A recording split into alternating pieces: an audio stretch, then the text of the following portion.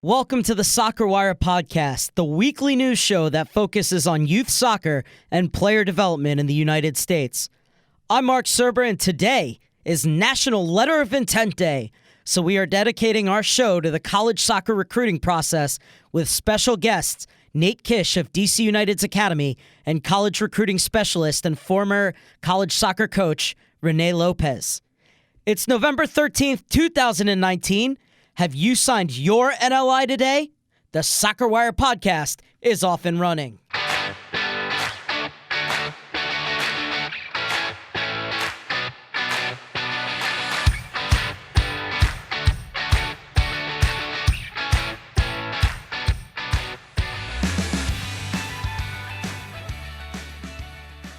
I'm feeling like Tony the Tiger because it is great to be back with you for the SoccerWire podcast.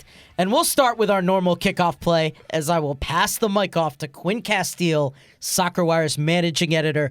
Quinn, what have our nearly 250,000 readers been focused on this week? Well, Tony,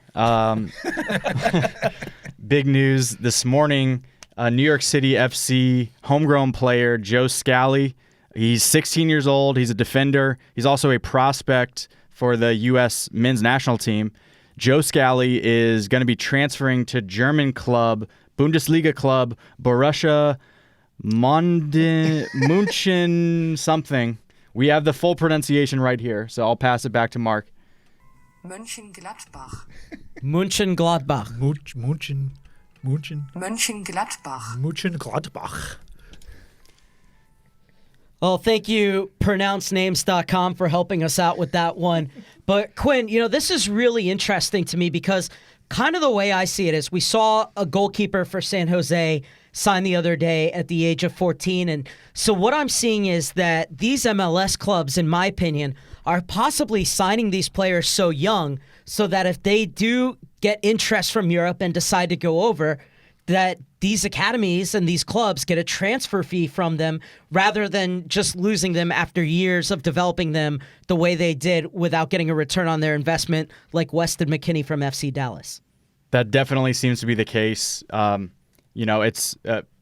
should also note that Joe Scally is going to be staying with NYCFC through the 2020 MLS season, and he won't be moving over to the Bundesliga until January 2021.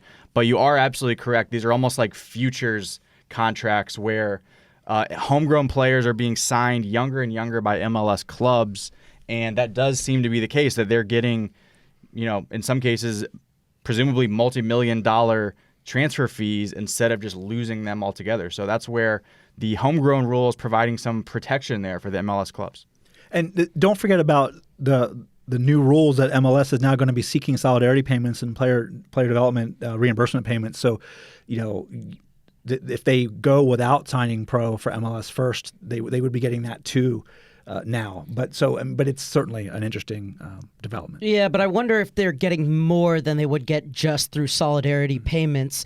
Going down a level where no one's allowed to get paid, there's some news at the college game, Quinn. Yes, the NCAA Women's Soccer Championship field of 64 team bracket is set. That was announced on Selection Monday. And out of the 64 team field, the 4 number 1 seeds are Stanford, North Carolina, Florida State, and the University of Virginia. And you have to wonder, are there any teams that can upset these top 4 seeds?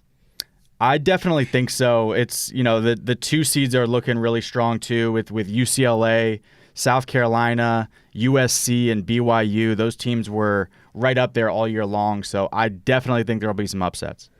And down another level, Quinn. Yeah, girls ECNL will be having 4 U15 teams compete in the International Champions Cup Futures Tournament coming up in December down in IMG Academy in Bradenton, Florida. And the 4 clubs who had their U15 teams selected to represent the ECNL are Concord Fire in Georgia, PDA out of New Jersey, Heat FC from Nevada, and LAFC Slammers, who racked up a few national titles from California. Well, another great event to watch out for, and of course, we will have it covered for you right here on SoccerWire.com. Thank you, Quinn. Stellar work as always. To check out these stories and more, go to www.SoccerWire.com. Time for a quick word from our sponsor, Player Maker, and when we return, we'll address all things college recruiting with DC United's Nate Kish and Renee Lopez.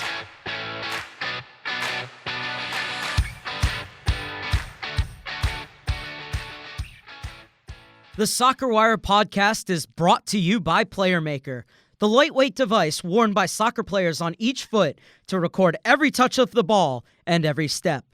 Within minutes of training or games, players and coaches get a report on every touch, including left and right foot usage, possessions, passing, and dozens more. Player Maker is the most holistic player performance approach that's never been seen before. Visit SoccerWire.com/PlayerMaker to schedule a demo.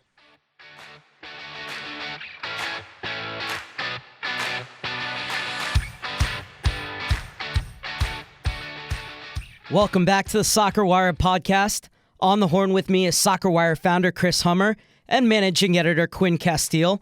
And we're joined now by former college soccer coach and author Renee Lopez, who just wrote Looking for a Full Ride, an insider's recruiting guide. And alongside her as well is DC United Academy coach Nate Kish, who is also the head of recruiting services for the Academy. Welcome to you both. And Renee, let's start with you. Today, of course, is National Letter of Intent Day. What exactly is it? Well, I appreciate being able to be a part of this event and be able to speak with all of your listeners. Thank you so much. But also, just to give you a little bit of background, the National Letter of Intent is the day that kids can actually start signing for Division I and being able to commit to a program.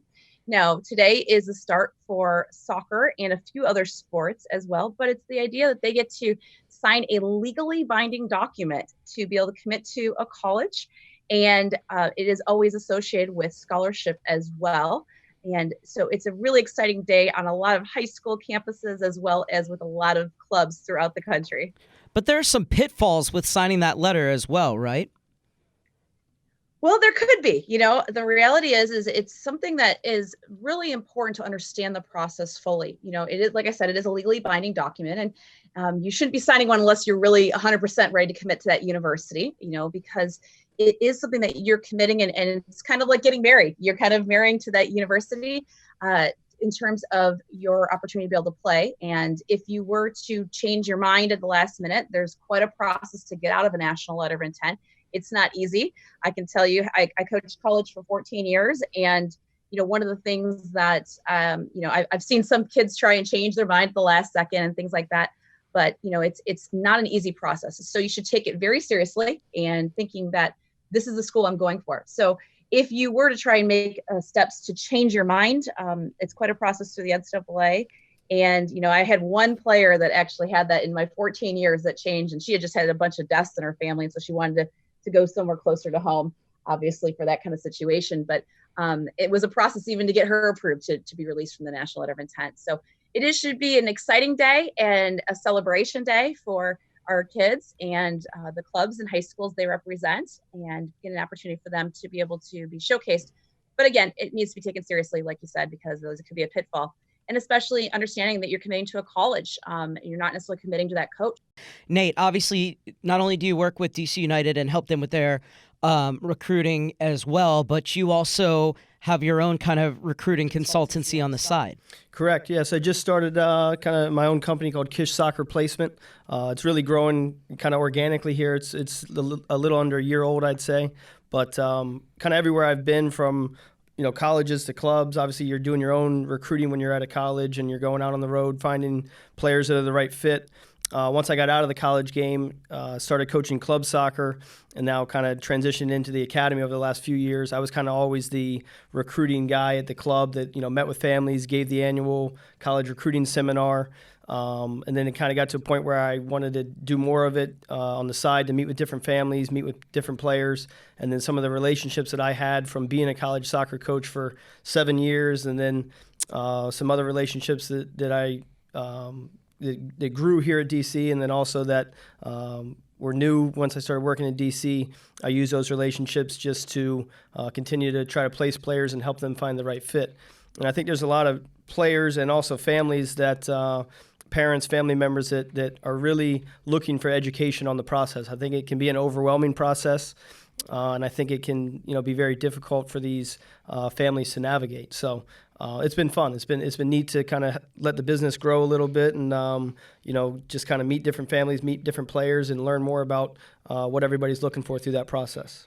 And a question that I have for both of you, we'll start with Renee, is that obviously, if you're a top blue chip prospect, those coaches, they're going to come for you, they're going to seek you out. What if you're kind of player who's on the fringes of D1 or maybe even kind of D2 and D3, but you want to play in college? What advice would you guys give to these players, to their families, about getting themselves out from being in the fringes to kind of getting themselves in front of college coaches and getting noticed? Well, I think it's all about how they market themselves, and opportunities to be able to make sure they're in a position to be seen, and letting coaches know that they're interested in their school, and making sure that you start that process early. A lot of kids, are under the misconception, and families think that, we'll just wait till their, senior year to try and figure out this college thing. And, obviously there are NCAA rules in place in terms of what type of contact can be had from the college coaches to the potential recruits. But the fact is, they actually can start the process in sending emails to college coaches, during early on in their freshman, sophomore year of high school. Just get on the radar to go to, if they're, giving the coaches their schedules, if they're going to a showcase, as well as getting out to go to ID camps at the colleges. And so they can get on a coach's radar in their freshman, sophomore year. So then they can start to have unofficial visits and official visits to the college during their junior and senior year. I think that's really, really important, especially if you aren't that, top tier recruit, and that you just maybe a middle of the ground, and being able to find the right fit, though, overall, academically, athletically, and socially, and of course for families financially too. Nate, you want to build on that? Yeah, I agree, and I would also say it's never too early to start the process in some fashion, right? So I think every year you kind of have a checklist that makes sense for freshmen, a checklist that makes sense for sophomores, juniors and seniors. And I think, kind of as Renee said, it's like if you wait until your senior year, here we are in these guys and girls' senior year, where you're only 3.5 months into your senior year, and there's some players are signing national letters of intent. So how much of your senior year do you really have to gamble with, I guess? So I think if you're a top prospect, you'll know it. You're going to have a lot of attention. There's going to be a lot of coaches calling you, a lot of coaches reaching out to you. You're going to have a lot of attention.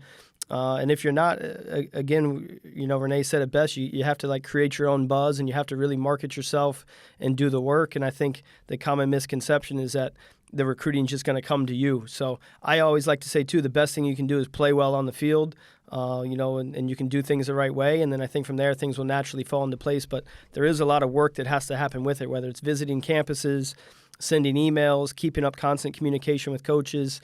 And then I think the parents have a key role to just support the athlete and make sure that it is their process. It's the kid that's going to school, and I think the parents have to know that they have to let the player, their son or daughter, really take the driver's seat and send the emails, drive the visits, drive the communication, and make sure they're making the decision that is best for them, not the parents. So. One thing I want to touch on, you both talked about starting early, and especially because I think about the fact that especially kind of on the girls' side, and although the rules have changed in the last few years, if you're starting when you're a senior, well, some of these coaches have had their recruiting classes set up about 3 years in advance. And Renee, that was something that I wanted to ask you about, because I know from my time calling DA matches, for instance, that on the girls' side, some of the 14-year-olds that I were calling their matches, they were already committing to colleges, which for me was a little bit ridiculous for many reasons, but also that these coaches already have their recruiting classes complete so far in advance. But if I'm not mistaken, the rules in this on the girls' side have been changing over the last few years.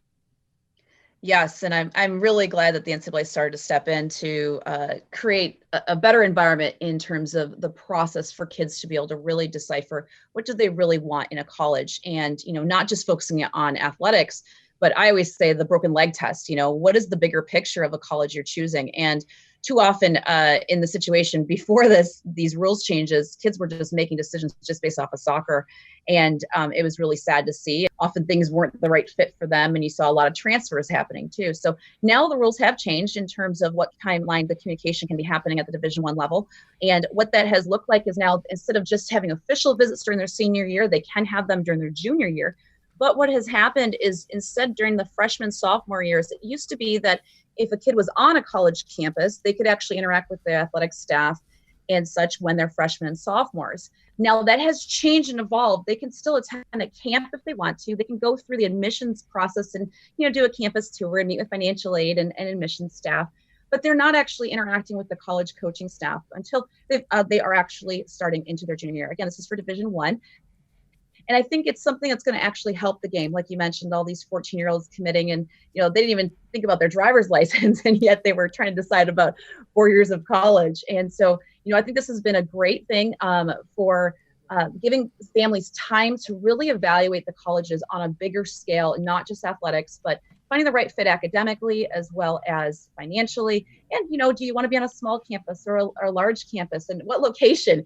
I live in Florida, and, I can tell you most Florida kids that I do consulting with, they usually say they don't want to go up north in the snow.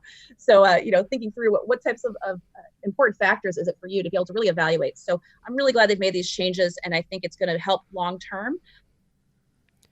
But, like you said, the kids can still be contacting college coaches during their freshman, sophomore year, just to get on the radar and be able to have the coaches come out to watch them play during those freshman, sophomore years.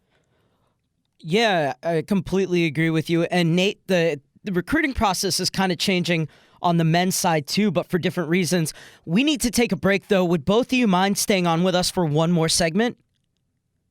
Sounds great. Awesome. So we're going to take a real quick break. When we come back, we'll discuss the way things are changing on the men's side.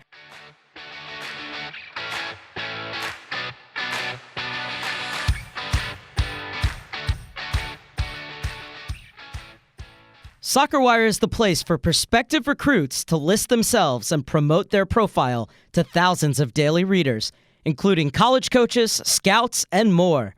All recruits can list themselves for life for a small one-time fee. Already committed? Congratulations! All commitments can be reported for free and are included in our nationwide soccer recruiting and tournament wire to over 65,000 people each Thursday. Visit SoccerWire.com to create your player profile today.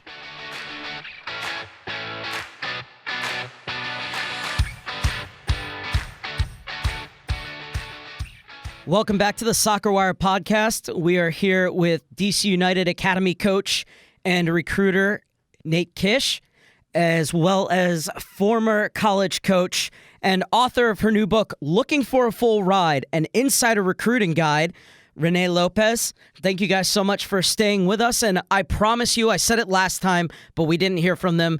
Chris Hummer and Quinn Casteel are actually here, and they will be asking questions in this round. But Nate, let's start with you from where we left off last time, and that is the fact that the men's landscape is really changing, and it's due to the advent of the Development Academy and the fact that a lot more players are electing to go the pro route instead of college. And from what I've been hearing, it sounds like that's scaring off a lot of coaches from trying to recruit and get the top talent to commit. And I know that Maryland really had a big issue at the beginning of this year because they lost a few players who at the last minute decided to go pro right before the season. So how have you seen that change the landscape?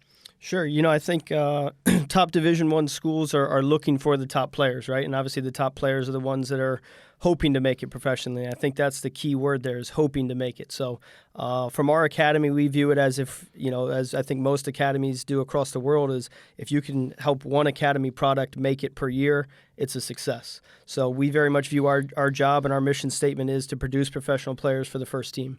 So that's our number one goal. Obviously, we want that to be the most direct pathway to professional as possible. So from academy to the first team straight away. From there, obviously, there's a different route that some of the players are now able to take with Loudoun United, and they can go and be a professional in the United Soccer Leagues. So from there, it's you have another tier of players that choose to go to college, and they believe that the college route and playing Division I soccer can help them, and it most certainly can. So it's a very competitive atmosphere. It's meaningful games. It's competing for trophies.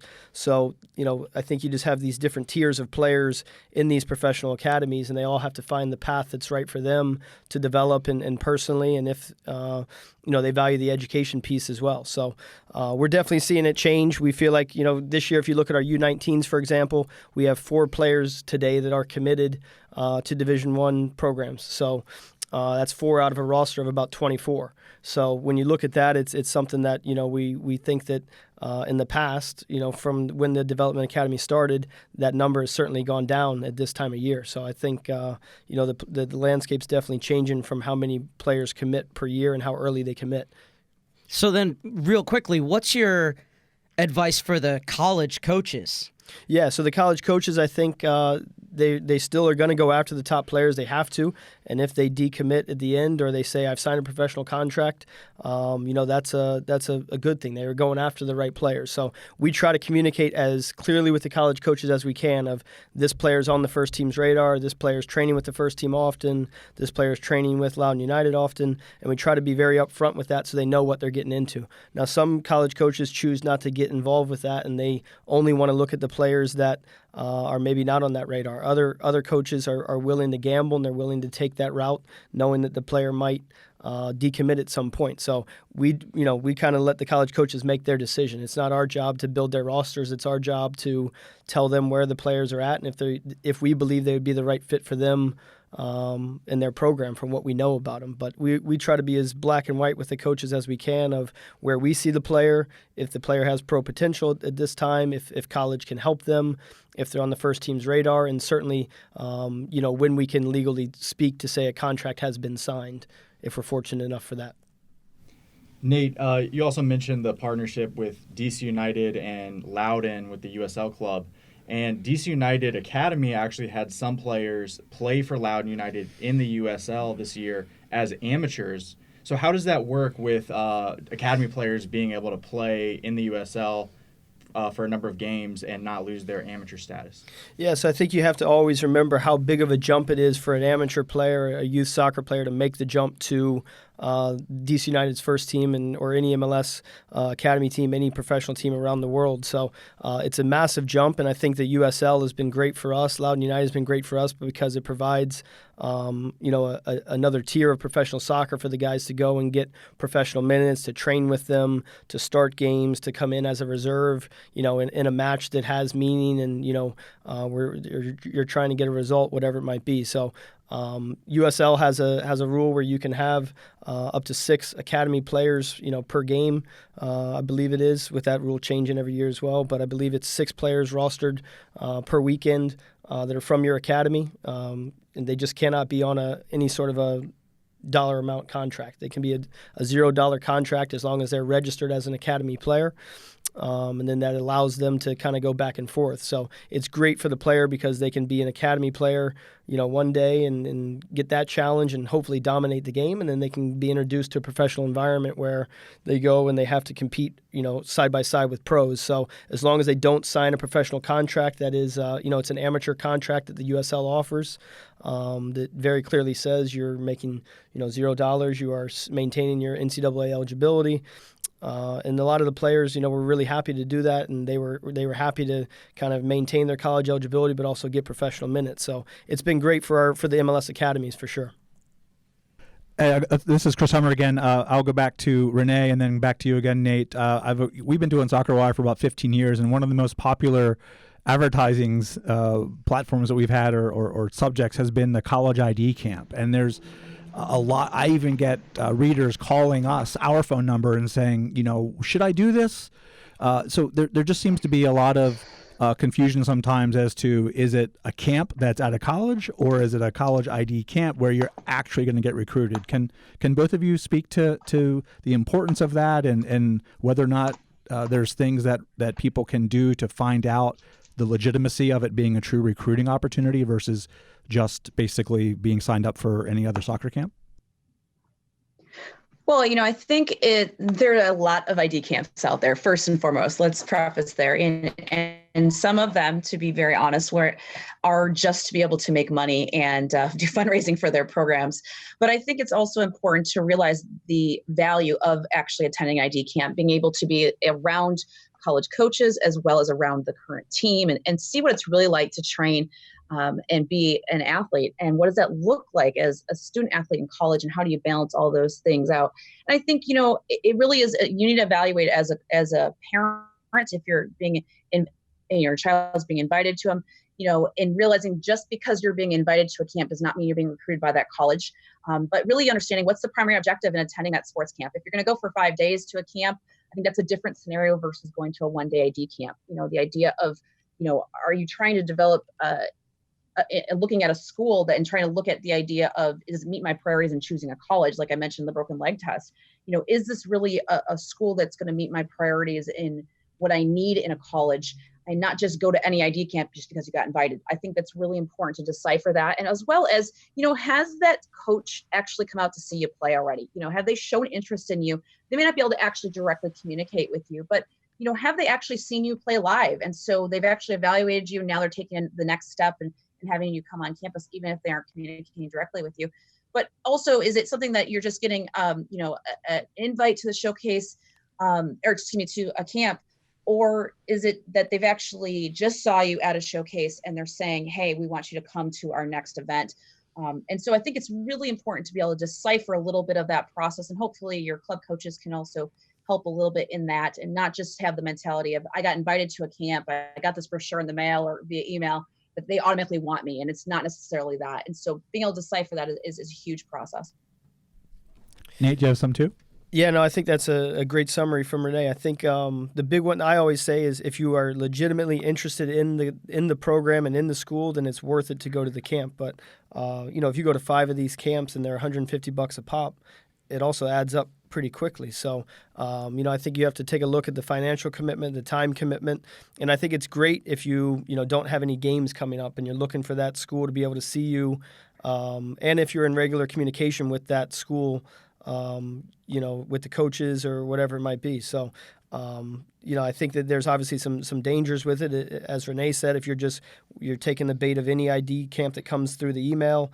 I think the other thing that the kids need to do is talk to their teammates. If every single player on the roster after a showcase got an email getting invited to a camp, then that's a dead giveaway that it's a camp and they're looking for numbers, versus it's a very personalized email. There's a personal reason about why they're inviting you to the camp.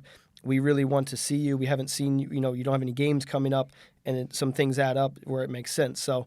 There's a lot of reasons, I think, to attend the camp. And as Renee said, it's your day on campus or your 2 or 3 days on campus. You can explore the campus. You can interact maybe with the admissions department if you do it within a couple days or something like that. So those things would have to be on your own, and the coaches might not be able to help you set that up. But you want to try to maximize that visit. And I think a lot of guys don't connect the dots to say, well, I'm going down to this campus for this camp. How else can I see if this is a good fit for me? I think it's easy to focus just on the soccer side and not think about, well, what was the drive down to the camp like? What was the campus actually like? How much did you interact with the coaches? If there's players, working the camp potentially, can you interact with the players and ask them how they feel about the program? So it's tough to come out of your shell, I think, for a lot of young, men and women who are going through this process, boys and girls, really, right? So it's just like, I think you have to try to come out of your shell and look at it more, and certainly the parents can look at it more too, to say, what's the tuition at this school? Is this realistic for us to pay this if we don't get a scholarship or whatever it might be? So go to the camp if it's the right fit for you, as Renee said. So you're constantly asking that question: is this school the right fit? Is this program the right fit? The broken leg scenario, all those things. You have to always do a circle of evaluation. I have a quick question just to finish this topic off. I'll throw it to both of you again. In your experience, have you noticed a difference, just in general, quality-wise, and in terms of the opportunity for at one of these private camps that are not hosted by a college but actually host 10 to 20 or even more coaches from different programs where they actually get to work with the kids one-on-one versus signing up for the UNC or Duke camp hosted by the program. Have you found that the overall quality and opportunity is better at the private ones or the ones that are actually hosted by universities? Yeah, I can't say it's better one way versus the other. I think, again, if you are interested in Duke, to me it's important you go to Duke's camp. To me it's important you interact with Duke's staff. If it's hosted by a private camp that invites Duke in, then the camp is going to be the one, the private camp is going to be the one driving just the whole camp and the feel of it, the energy of it. They might be on another college's campus hosting it, and they invite all these different colleges in. So I think, again, it's about how much can you get out of it. And I think the other thing is you really have to narrow your focus in this process, in my opinion. And if you go somewhere where you like the fact that you're being seen by 50 schools, then that's what you're going to get. You're going to open it up to 50 schools, and then your mind might be racing to all these different directions versus I'm interested in Duke. Are they interested in me? Am I interested in the campus? Let's go see what it's all about. So you could probably argue it both ways. I think obviously there's a lot of eyes on you. There's a lot of different coaching staffs you can get in front of. Those are typically also bigger camps with bigger enrollments as well. So you're looking at you become more of a number versus, again, we'll use a Duke ID camp as the example. Maybe they limit it to 50 players per ID camp. Now all of a sudden you're one of 50 versus one of 250, and that's a big difference if you're looking to generate a buzz and be seen. Renee, you get the last word. I think I definitely agree with what he was saying. And I think, the idea is you have to really discern what makes sense for you in terms of what schools you're really looking at. And a lot of these larger camps that you are talking about that are private, there may be 20 or 30 or 50 schools that may be attending, but are they the types of schools that you're actually interested in? And again, beyond just the soccer portion of it, too often we get so caught up in, I may be offered a scholarship for soccer and don't even actually look at the bigger picture. And so we need to really help the kids through that process. And, you can get seen at some of those opportunities, and being able to see from college coaches, but are they actually the coaches of the schools you are interested in? So I think what Nate kind of said was great, but the idea is starting that process early, being able to get interaction with coaches and get them to be able to see you is huge part of the process, especially if you're not necessarily going to be that top tier kid that's being recruited. So you have to discern the process and really figure out again, and part of it also becomes cost, and a lot of those camps are really about money makers, and so you have to be very wary of that. Just because you get an invite doesn't mean it's the right fit for you, and discern the process. Well, thanks so much, Renee and Nate. I'm gonna ask you one last question, and we're getting towards the end of the segment here. And rest assured, we're definitely gonna make sure that the listeners have more information about your consulting service, Nate, and Renee, your wonderful book and blog that you keep. And we're going to keep probably asking you each back because this is a really big topic for our listeners for sure. One of the most amazing things I've heard recently, and I do a segment on the podcast called Heard on the Wire, and I've heard this recently, is this is a scenario where you have female athletes usually, but they're in the DA or the EC now as sophomores, and they're going to their high school counselor about arranging the campus visits. And the counselors are saying, "What are you doing? Why are you visiting? You wouldn't go do a visit until your senior year." Is there anything like stories you've heard like that, or advice you can give athletes that might have high school counselors that are just not in tune with the recruiting process of an elite athlete? Well, I'll definitely speak towards this. I've definitely heard this. I think this is one of the reasons I actually do. I have over 40 blogs on my website on the college recruiting process, and obviously recently published our book where we interviewed 65 college coaches and athletic directors and across 19 different sports, all different levels, junior college all the way up to the top levels of Division I. And, we basically wanted to be able to educate families on the whole process, but also those who are surrounding all of our high school student athletes, and whether that's coaches and athletic directors, school counselors and making them realize, what the process really looks like, and that they should be starting early. Freshmen, sophomores, like we said, is, really starting the process and then really kind of starting to narrow it down as they get to be juniors and going into their senior year, obviously, as we're looking at signing times, starting today up and through August. And the idea, I think, is really important. We have to educate families as well as everyone who interacts with that student athlete. And so that's one of the reasons I did my book called Looking for a Full Ride, like we mentioned, just released. And but also I run 9 different Facebook groups as well, just from my website. That's rlopezcoaching.com. If you're interested, tons of free resources out there. And I even have one blog that's on this exact topic, actually talking to school counselors. And it's an article you can actually forward to your school counselor of how can they help you in the process as well. We cover that as well in my book on, how can coaches help at the high school level versus club level, and, school counselors and other athletic director staff and directors of coaching and such too. So we want to be able to help educate families and everyone who impacts and interacts with those student athletes. Thanks. And Nate, the boys traditionally don't have to commit as quickly. They usually, a lot more of them do not make decisions until their senior year. But do you see any of this counselor issue on the boys' side? I can't speak to anything, direct, I guess, examples of it that I've encountered. I think there's just a general, education, as Renee said, that has to happen for these players and families, where they have to know that everybody has a role in it. The players certainly have a role because it's their process, they're driving it, it's their decision.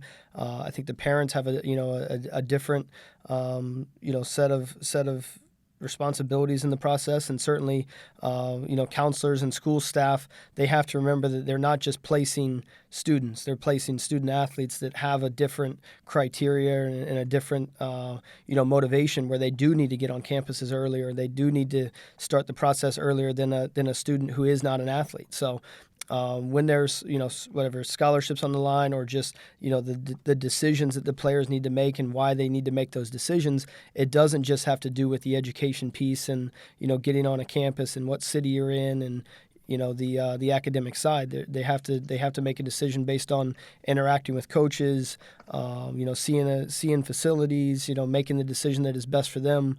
Professional production of players, where they're going to go to help, them as soccer players. So there is a lot more that comes into it, and I think that the counselors, it might help for the players and the parents to make sure that the counselors are aware that they need to start that process earlier than the average student. So I think that's probably why that might happen, in my opinion. Nate Kish, Renee Lopez, thank you guys so much for your time. We really appreciate it. Before we let you guys go, Renee, where can we find your book? Where can we find you online? And anything else that you want to let us know where we can continue to find out this great advice from you? Well, thank you very much for the opportunity, and please feel free to reach out to me. My book you can purchase at lookingforafullride.com, and then you can also find a bunch of my blogs at rlopezcoaching.com. And if you're interested in doing some individual family consulting, I do that, as well as doing recruiting seminars, whether it's a webinar for a club or high school organization, as well as I do some live across the country. And you can email me at info@lookingforafullride.com, info@lookingforafullride.com, and love to be able to help families along the process. And I run my own business, so I don't work for a university, so I can tell it how it is. And that's really what I try to do, is take all the research that I've had with interviewing these 65 college coaches and athletic directors, to be able to present it so families understand what they should be doing and to help themselves just get out there and get marketed. Awesome. And Nate, first, who is DC United's Development Academy playing this weekend? This weekend, it's weird because we don't all have the same schedule. So I believe the U19s are home to Montreal Impact, so it's a long trip for Montreal. We actually had that as our first game of the season, so we're looking forward to them making the long trip down. And our U14s, I believe, are playing PA Classics, and then our 15s and 17s are off this weekend, so we just have a couple friendlies. So it's been a long fall. It's a lot of games and Generation Adidas Cups and different events. So I think the guys and the coaches are a little worn down right now, but obviously we're happy to have a lot of great competition. So. And where can we find you on social media? Yeah, so I'm trying to do a lot right now with the whole Kish soccer placement, and again, the whole thing's growing. I haven't been able to invest as much time in it as I would have liked, but Kish soccer placement on Instagram, I know that's where a lot of the kids are, so I'm trying to do a lot of stuff like that just to interact with them. Obviously, there's a Facebook page for it, Kish Soccer Placement on the Facebook, and then kishsoccerplacement.com is the website. And kishsoccerplacement@gmail.com is probably the best way to email if you are interested in, kind of similar to Renee's services, whether it's questions, signing up for an individual package where I kind of help you, in the beginning, answer any question that you have in the very beginning to get that out of the way, and then kind of help you through the process, come out for an in-game evaluation or a video evaluation, and then, give you a very black and white, honest opinion of where I would possibly see you, being the best fit, and giving you some ideas of some schools that you might want to reach out to. So, I think there's a lot of need for it out there, and there's obviously an education that a lot of people are looking for on it. And Nate looked at my tape, and he told me I had absolutely no chance, so I can guarantee you he will be honest. Renee, Nate, thank you guys again so much for your time. Player Maker gets the last word, and then we'll be joined by producer Bridget Baker to tell you about today's featured players on National Letter of Intent Day. And Chris Hummer and Quinn Casteel will be back for a debrief of the conversation we just had with today's guests.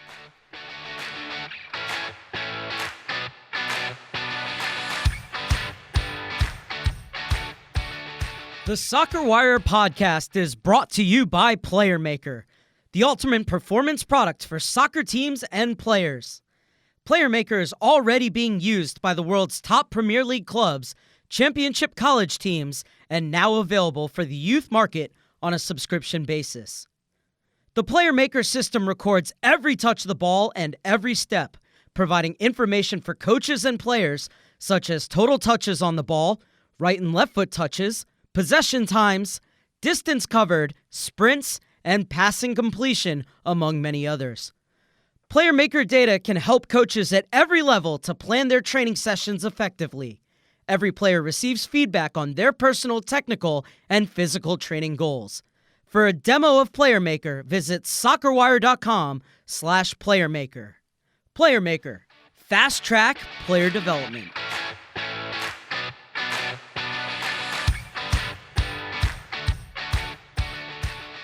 Welcome back to the weekly SoccerWire podcast. I'm joined now by producer Bridget Baker, who is here to tell us about the most recent featured players on SoccerWire. Thanks, Mark, and I do want to say, first and foremost, congratulations to everyone who is signing a National Letter of Intent today or throughout the period. Moving on, though, we do have two new featured players on SoccerWire looking to take the next step in their soccer careers that I wanted to give a shout-out to. First is Madison Foxhoven, a forward and midfielder in Calabasas, California. She plays for Real SoCal in the Development Academy and is going to graduate with the class of 2023. And we also have Cliff Weaver out of Silver Spring, Maryland, who is a midfielder and forward for Montgomery Soccer Club United, playing in the National Capital Soccer League for the class of 2021. And both of their player profiles and highlight videos can be found on SoccerWire.com. Thank you, Bridget, and we're rooting for you both, as well as everyone who is looking to take the next step, not only in their soccer careers, but their academic ones as well. Time now to turn back to SoccerWire founder Chris Hummer, but before we do that, SoccerWire Managing Editor Quinn Casteel has perhaps a word of warning. Yeah, that's an interesting way to put it. A little ominous, but no, I think just reflecting on the conversation there with Renee and Nate, just a ton of good topics and a lot of expertise between the two of them. And it really got me thinking about just the fact that there are hundreds of thousands of travel soccer players in the country, and 95, if not more than 95% of them will not be playing Division I soccer. And just for the players who are maybe they're in 8th or 9th or even 10th grade, I think a lot of players never really have somebody, an advisor like a Nate or Renee, to tell them, hey, this is where you stand. This is what you need to do in order to play at the next level. And, I think that there's so many players who want to play Division I and are hoping to get a college scholarship. But the reality is, if you're not if you don't know that you are a Division I prospect by the time you're in 9th or 10th grade, then most likely that means that you're frankly not a prospect, and you're probably not on the radar of any Division I schools. And so there's a very small window of time that you can actually start putting in that individual work on your own, whether it's lifting weights, working on your footwork, working on all the small things that it takes to raise your game up to the next level. So just kind of wanted to tee up Chris, who's a experienced coach. He's an A-licensed coach who has seen so many players who may not realize that they are not currently putting in the work that it takes to play D1, even if they might think they are. So I think that's just an important thing to keep in mind, for any player who has the goal of playing Division I.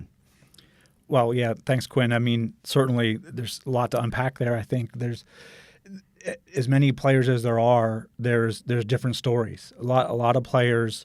They're not thinking about playing college, but they almost through the peer pressure of the situation of them investing the money in playing travel soccer, that they feel like, well, that's the inertia of what I'm supposed to do. So it digs into so many things. And you mentioned my coaching experience, and I take that, not as many total players that I've coached or years that I've coached, but I want to take that another step further as having been a professional soccer GM and seeing the players coming out, understanding the type of player that is successful at whatever level they want to be, especially the international and pro level, but then it goes down to my coaching in youth too.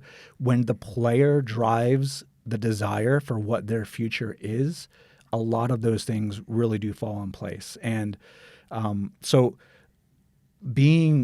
I think players, one of my biggest takeaways from this conversation with Renee and Nate, I can't wait, we're going to have them both back. I mean, it was fantastic content. I know our listeners were really going to key in on some of this stuff, but there's a lot of conversation. They both said that the college comes first, and they used this, there was almost like kind of inside baseball terms where they used the broken leg test, but they didn't describe it. So what that means is, if you commit to a school and you show up and you break your leg and on the very first training session, and you are not going to play soccer, and you break it so badly that your career might be over, are you going to a school that you are happy with as a student and as a person?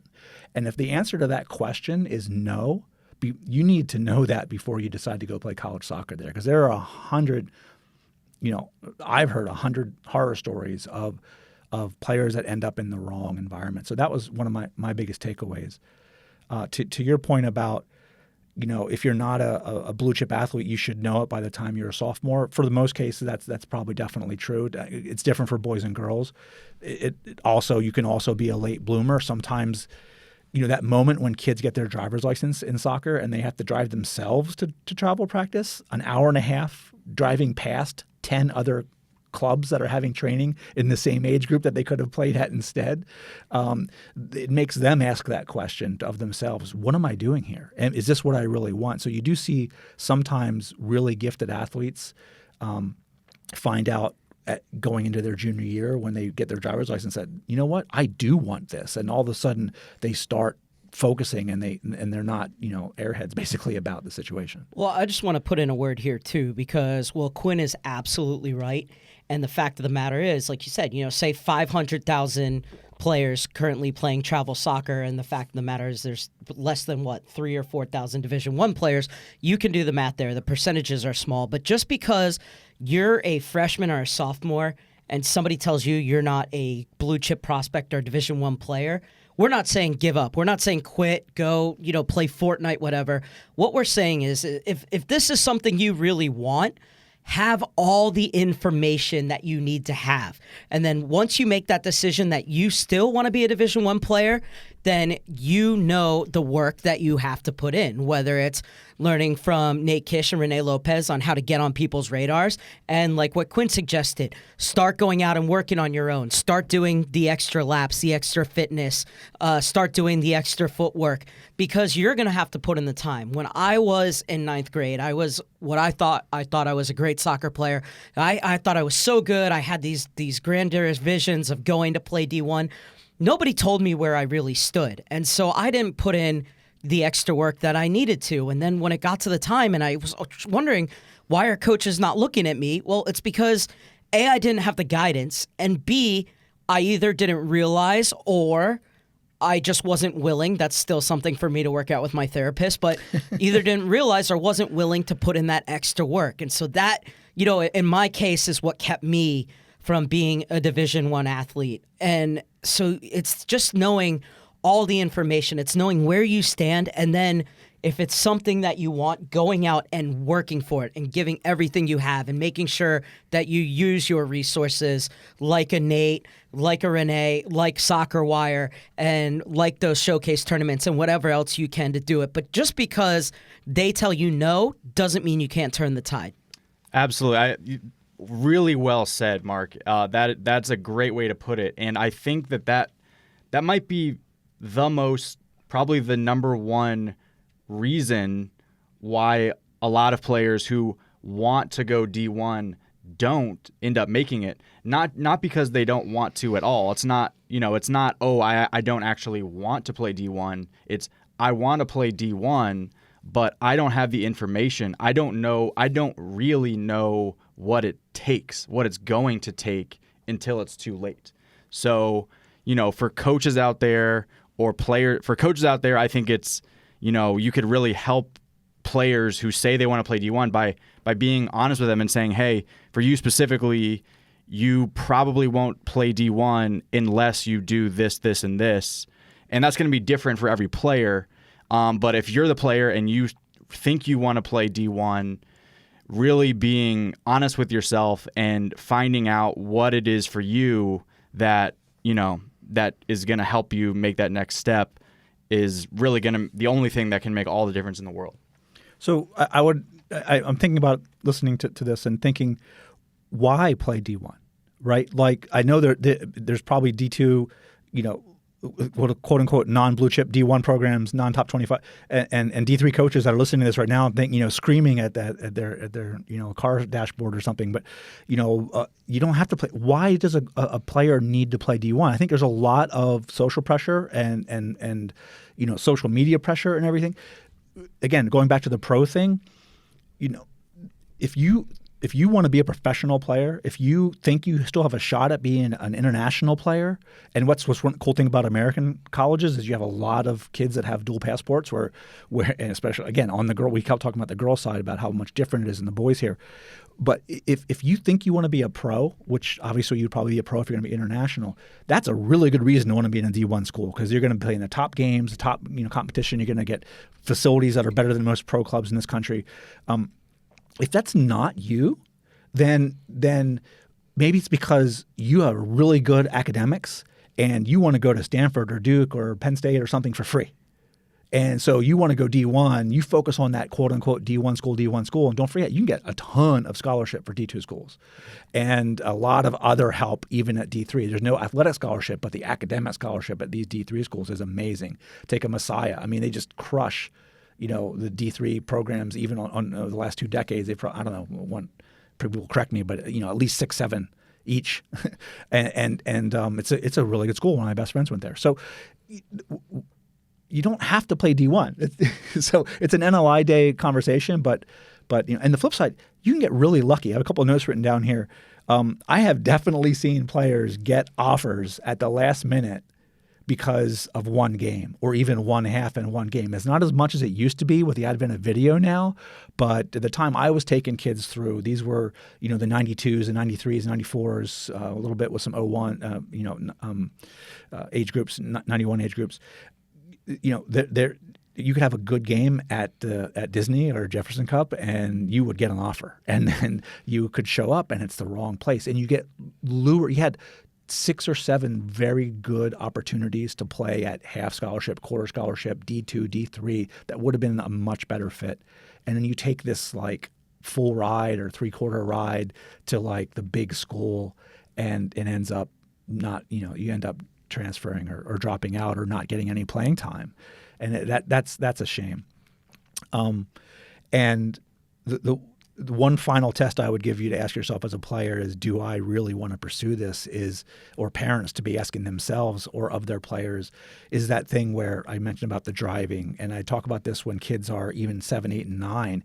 If the 9-year-old's not telling you it's time to go to soccer practice, then they're not into it. Okay. If the 16-year-old's not willing to drive themselves to, an hour and a half to the top DA club and they still haven't committed, they're not into it. Okay. If you as a parent are writing the emails to the college coaches and doing the research on, signing up for these programs and editing the videos or whatever, because your child isn't motivated to do that, they're not into it. And you definitely should not be writing emails pretending to be the child, because trust me, the coaches know. And that's an immediate no-go. So at the end of the day, it's a lot to unpack. We are definitely going to do more, but that's where I think I'll leave it. Yeah, and I'll wrap it up as well. Just going off of that, I think that's some good advice, Chris. Marc mentioned the name Olivia Moultrie earlier in the show. She's obviously the phenom. I believe is she 14? 14 now, yeah. Yeah, she's a phenom out in California. She's actually with Portland Thorns Academy now. She's gonna go pro at a very young age, and you'll probably see her playing in a World Cup someday, most likely. And I said all that about Freddie Adu. Yeah. We'll see. But she's obviously a very impressive young player who, is already looking into a pro career at 14. And her kind of backstory is that not only is she a very talented player, of course, but also her backstory is she's posted, a bunch of YouTube videos with her family of her just doing a ridiculous amount of individual drills on her own and just loving it, having fun with it. And I think that in youth soccer and youth sports in general, there's so many resources with, like Chris mentioned, parents driving to practice, flying to tournaments, etc. All the stuff that goes into playing for a club team, going to showcases, etc. I think that we often lose sight of where so much of the real development actually happens at the individual level on your own when nobody else is watching. That's really where, Division I and pro players are made, is what they're doing on their own time.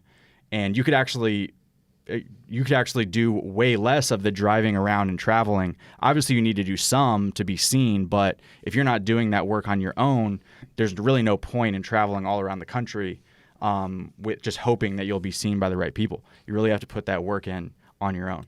The former Liverpool champion Barry Venison's favorite cliche is that it's the work you do in the shadows that makes you shine the brightest in the light. And if you want to be even a D2 and D3 player, you have to be ready to make sacrifices and willing to grind. You have to be willing to, not only now in high school, but when you get to that college, to go to bed early on a Friday night when all your friends are going out to party. You have to do it because first and foremost, before anything else, you love the game. Just like we all do here at SoccerWire. We love these podcasts. Unfortunately, that will have to do it for this week's edition. For coverage of everything youth soccer, be sure to check out SoccerWire.com, your premier location for the best coverage of the youth game. If there's something we missed or a topic you would like discussed, hit us up on Twitter @TheSoccerWire or hop over to SoccerWire.com and click on the Contact Us link on the bottom of any page. Every Thursday, we put out our National Soccer Recruiting and Tournament Wire, and for those of you in the Mid-Atlantic or Tri-State regions, we send twice weekly local news roundups. Just click on the newsletter link on SoccerWire.com to get the best Soccer Wire in your inbox. For Quinn Casteel, Chris Hummer, and our wonderful producer-editor, Bridget Baker, I'm Marc Serber saying thank you for joining us on the SoccerWire podcast.